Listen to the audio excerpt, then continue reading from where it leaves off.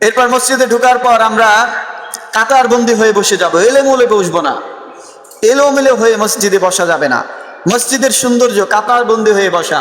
আগে আসছেন আগে বসবেন, আগে আগে আসলে আগে বসতে হবে। অনেকে আগে এসে পিছনে বসে থাকে, সামনে কাতারগুলো ফাঁকা থাকে। এটা মসজিদের আদব না। মসজিদের আদব, আপনি আগে আসছেন আগে এসে সামনের কাতারে বসে যাবেন। মসজিদে কারোর জন্য জায়গা নির্দিষ্ট না, কারোর জন্য জায়গা নির্দিষ্ট না যে অমুক জায়গায় অমুক বসবে আমি বসতে পারবো না। না, মসজিদে এরকম কোনো স্থান নাই কেউ নির্দিষ্ট করে নেবে।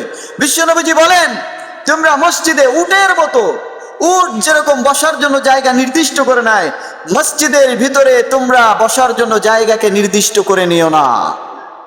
যারা জায়গা নির্দিষ্ট করে নেয় এই জায়গা আমি বসবো, বা এক লোক আছে প্রত্যেকটা দিন একই জায়গায় এসে বসে, সামনের কাতার ফাঁকা তবুও সে এক জায়গায় বসে, এরকম করতে নিষেধ করেছেন বিশ্বনবীজি।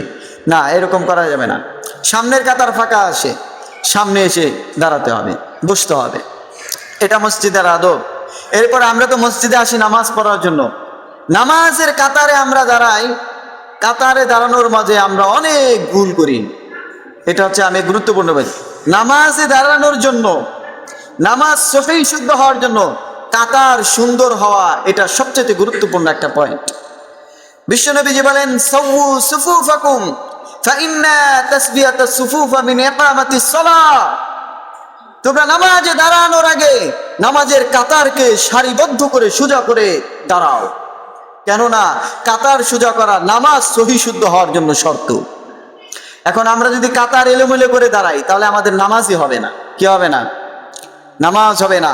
নবীজি কাতার সোজা করার ব্যাপারে অনেক গুরুত্ব দিয়েছেন। তিনি নামাজে দাঁড়িয়ে এমন ভাবে কাতার সোজা করতেন যেন যুদ্ধের ময়দানে সৈনিকদেরকে দাঁড় করাচ্ছে।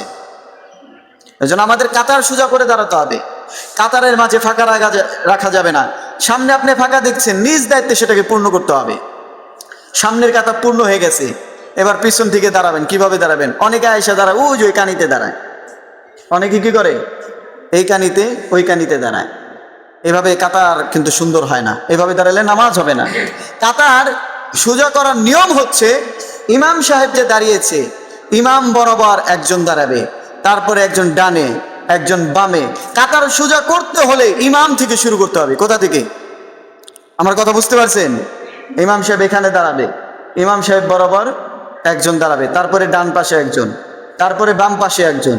এভাবে যদি সামনের কাতার পূর্ণ হয়ে যায়, এবার 2 নম্বর কাতার কিভাবে পূর্ণ করবেন? ওই কোনায় দাঁড়াবেন। কোথায় দাঁড়াবে? ইমাম বরাবর। আপনি এসে দেখবেন ইমাম কোথায় দাঁড়িয়েছে, ইমাম কোন জায়গায় দাঁড়িয়েছে, ওই জায়গায় স্ট্রেট আপনি দ্বিতীয় কাতার ওই লম্বা জায়গায় আপনি দাঁড়িয়ে যান।